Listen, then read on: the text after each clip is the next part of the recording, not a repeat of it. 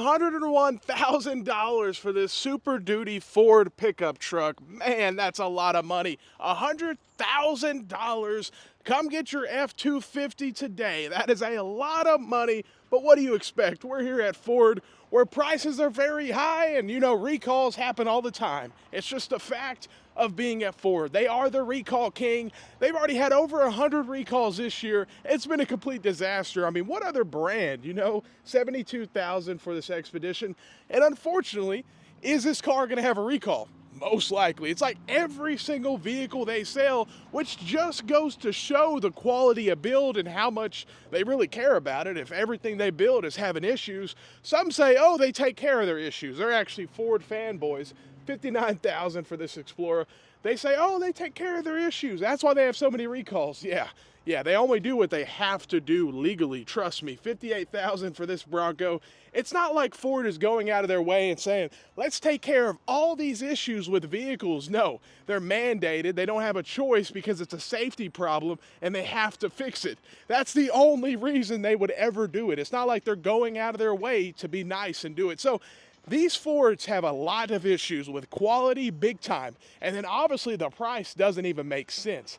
It's crazy, and there's even a fleet section that has more affordable vehicles, $67,000 Ford Bronco, but look it up. You need a fleet code in order to buy some of the base model vehicles, and it's crazy because that's where the more affordable vehicles are, but you can't do it because you don't have a fleet identification code, and that's what you need in order to buy the base model work truck versions of certain vehicles with Ford and General Motors. So it's just a complete disaster because half of these things are so dang expensive. I mean, Ford Mavericks, they're supposed to be 20 grand, right?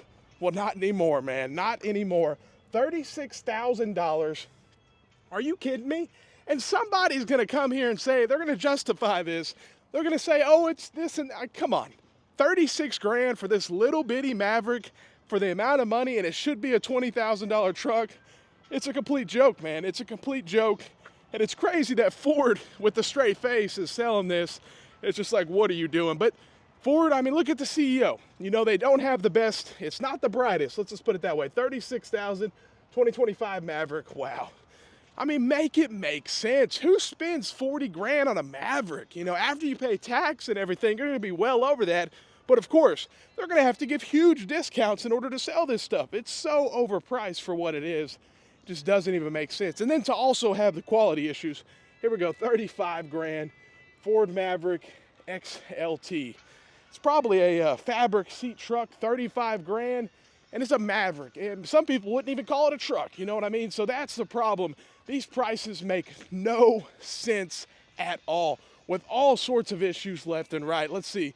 We got a few F-150s over here. Any window stickers? Yeah, we got a couple. Probably 60 grand or more. And these are some of the base models here, some of the more affordable that you could actually buy. Let's see, 51 grand. Yeah, that is probably the most affordable F-150 on the lot that you can actually purchase without a fleet code. So, wow, 50 grand. That's as good as you're getting. I'm about to show you some trucks that are probably $80,000 or more. So, it's the reality. When companies got so crazy with pricing, I mean, they just went insane. And then just not to be able to back it up with quality, $50,000 for this 2025 Bronco. Man, make it make sense.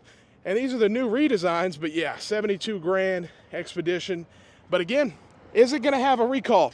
There's a high chance that this is going to have a recall. Just what are the chances? What are the odds that it's going to have multiple recalls? Probably very high. Now look at this line of F-150s. This just goes to show you what situation dealerships are in, especially the domestic manufacturers. They have more inventory than anybody else.